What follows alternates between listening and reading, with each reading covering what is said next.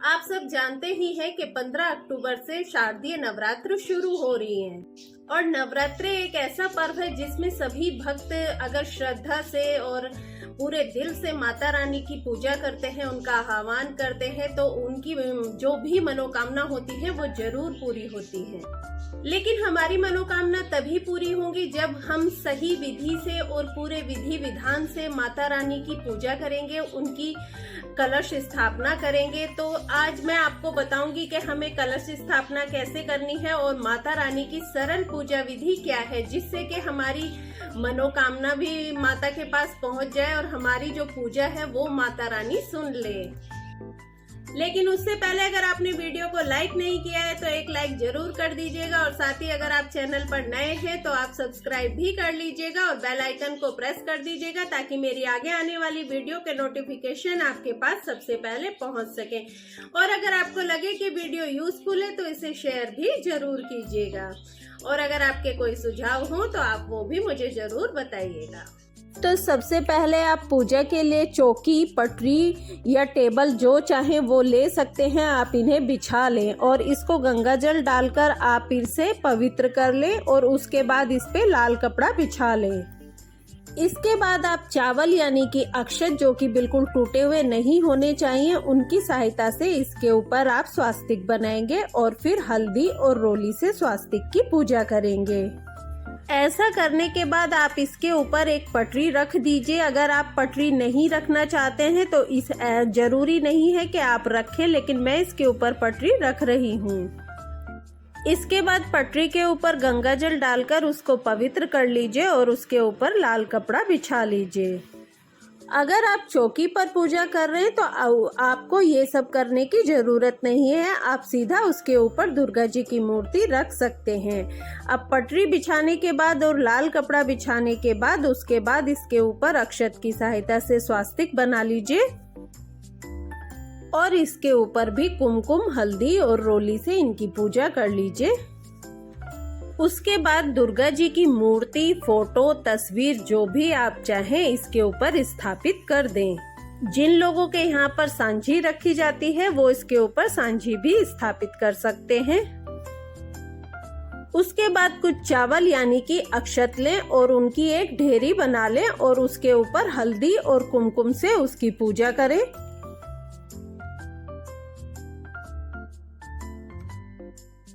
इसके बाद गणपति जी की स्थापना इन चावल के ऊपर करें और उसके बाद गणपति जी को हल्दी, कुमकुम, रोली आदि लगाकर उनकी पूजा करें। हल्दी कुमकुम लगाने के बाद चावल से उनका पूजन करें। गणपति जी की पूजा करने के बाद आप दुर्गा माता को भी हल्दी, कुमकुम, रोली लगाएं और फिर चावल से उनका पूजन करें। ये बात ध्यान रखें कि पहले आपको गणपति जी की पूजा करनी है, क्योंकि सबसे पहले हमारे धर्म में गणेश जी की ही पूजा की जाती है। उसके पश्चात आपको माता दुर्गा की पूजा करनी है। इसके बाद आप एक प्लेट ले लें और उस प्लेट में रोली की सहायता से स्वास्तिक बनाएं।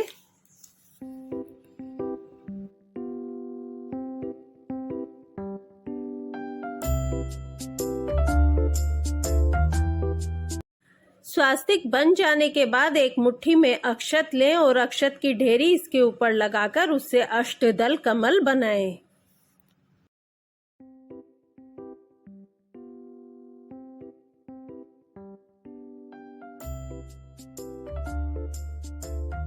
अब अष्टदल कमल के ऊपर भी हल्दी, रोली और कुमकुम डालें।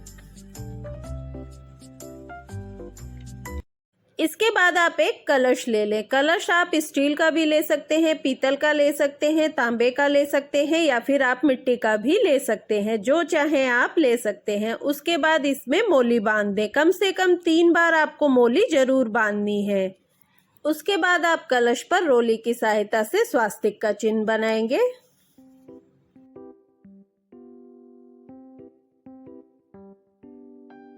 स्वास्तिक बनाने के बाद चावल से पूजा करेंगे और उसके बाद रोली की सहायता से कलश के मुख पर इस तरह से 9 टीके लगाएंगे।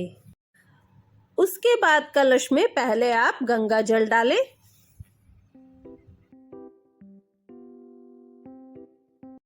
गंगा जल डालने के बाद आप साफ और शुद्ध जल जो कि पीने के लिए इस्तेमाल होता है उससे कलश को भर दें। इसके बाद आप कलश को अष्टदल कमल के ऊपर स्थापित करें और उसमें सुपारी डालें, दुर्वा डालें और हल्दी की गांठ डालें। अगर हल्दी की गांठ ना हो तो आप हल्दी भी डाल सकते हैं और साथ ही 1 रुपए का सिक्का डालें। इसके बाद आप आम के पत्ते ले लें। अगर आम के पत्ते ना मिले तो अशोक के या पान के पत्ते जो भी आसानी से आपको मिल जाए आप वही पत्ते ले लें और इनके ऊपर आपको हल्दी और रोली की सहायता से इस तरह से तिलक करना है। आप इन्हें 5, 7 या 9 जितनी भी संख्या में आप चाहें उतने आप इन्हें ले सकते हैं। इसके बाद आप नारियल लें। नारियल आपको पानी वाला लेना है और आपको इस बात का ध्यान रखना है, आजकल छिले हुए नारियल भी मिलते हैं, लेकिन आप ऐसा नारियल लें चाहे वो नीचे से छिला हो लेकिन उसके ऊपर इस तरह से चोटी जरूर होनी चाहिए। उसके बाद आप नारियल के ऊपर स्वास्तिक का चिन्ह रोली की सहायता से बना लें। अगर आप स्वास्तिक नहीं बना पा रहे हैं नारियल के ऊपर तो आप सिर्फ टीका भी लगा सकते हैं। उसके बाद चावल से इसकी पूजा कर ले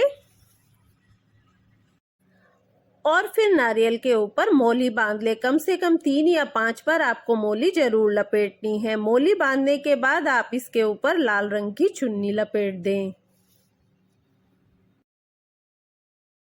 फिर एक छोटी कटोरी ले लेनी है और उसमें अक्षत को भर देना है और एक हल्दी की गांठ लेनी है। अगर हल्दी की गांठ ना हो तो आप उसमें हल्दी भी डाल सकते हैं और उस कटोरी को इस तरह कलश के ऊपर रखकर पान के पत्ते उसके चारों तरफ सजा देने हैं और उसके बाद कलश को ऊपर की तरफ मुख करते हुए स्थापित करना है। कलश की स्थापना दुर्गा जी के दाहिनी तरफ ही करें।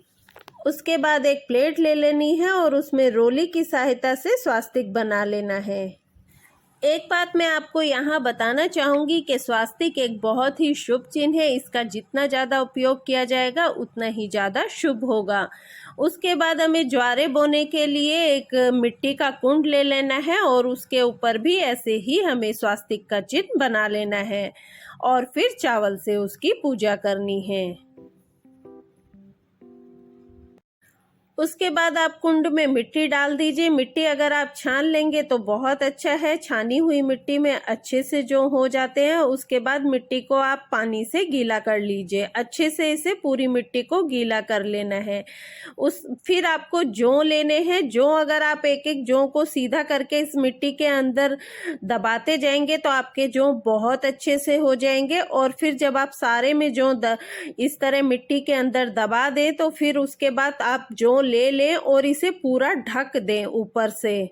सारे में जौ डालने के बाद फिर आप हल्का सा पानी लें और इन जौ को ऊपर से गीला कर दें। जौ के ऊपर आपको प्रतिदिन अच्छे से जल का छिड़काव करना चाहिए। हल्का सा ही करना चाहिए, बहुत ज़्यादा नहीं करना चाहिए, तभी आपके जौ अच्छे से ग्रो होंगे। उसके बाद हमें नवग्रह की पूजा करने के लिए 9 जगह इस तरह से चावल की ढेरी लगा लेनी है।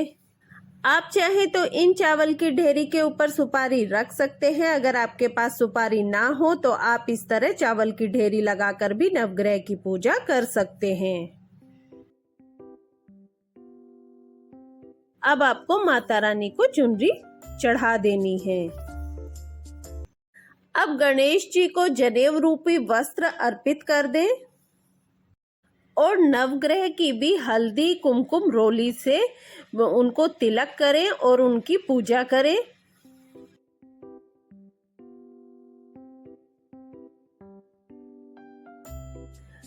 उसके बाद नवग्रह को भी मोली रूपी वस्त्र अर्पित करें। गणेश जी को दुर्वा अर्पित करें। माता रानी के शेर को भी हल्दी कुमकुम से तिलक करें और चावल से उसकी पूजा करें। और फिर माता रानी को फूल अर्पित करें, गणेश जी को फूल अर्पित करें और नवग्रह को भी फूल अर्पित करें। अब हमें दीपक जलाना है। कुछ लोग वैसे अखंड ज्योत जलाते हैं, जो अखंड ज्योत नहीं जला सकते हैं वो सुबह शाम दीपक जलाकर माता रानी की पूजा करें। आप दीपक चाहे तो तिल के तेल का भी जला सकते हैं, देसी घी का भी जला सकते हैं। यहाँ मैं एक बात कहना चाहूँगी, अगर आपने कलश स्थापना की है तो आप कोशिश करें कि आप अखंड ज्योत ही जलाएं। ये बहुत शुभ होती है और माता रानी का आशीर्वाद हमें इससे बहुत ही शीघ्र मिलता है। उसके बाद आप धूप जलाएं और धूप से आप माता रानी की, गणेश जी की और नवग्रह की और कलश की पूजा करें, उन्हें धूप दें। उसके बाद आप एक प्लेट ले लें और इसमें स्वास्तिक बनाएं और उसमें आप माता रानी को अर्पित करने के लिए 16 श्रृंगार रखें। 16 श्रृंगार का सामान आप चाहे तो पहले दिन माता रानी को अर्पित कर दें या फिर नवरात्रि के आखिरी दिन भी आप माता रानी को इसे अर्पित कर सकते हैं। कोशिश करें कि 16 श्रृंगार में आप बिछवे माता रानी को जरूर चढ़ाएं।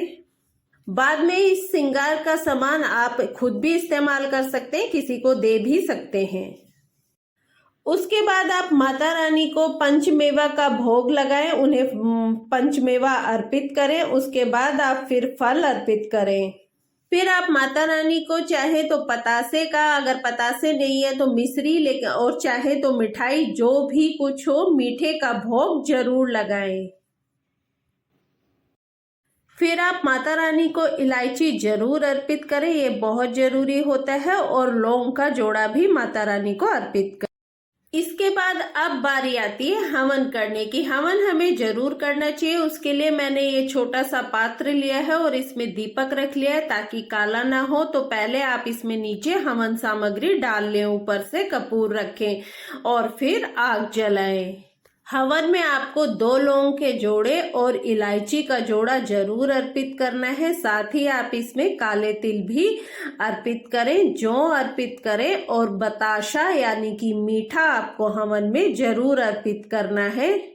पीली सरसों अर्पित कर सकते हैं और लोबान भी इसमें डाल सकते हैं। घी की 3 आहुति आपको हवन में जरूर देनी है।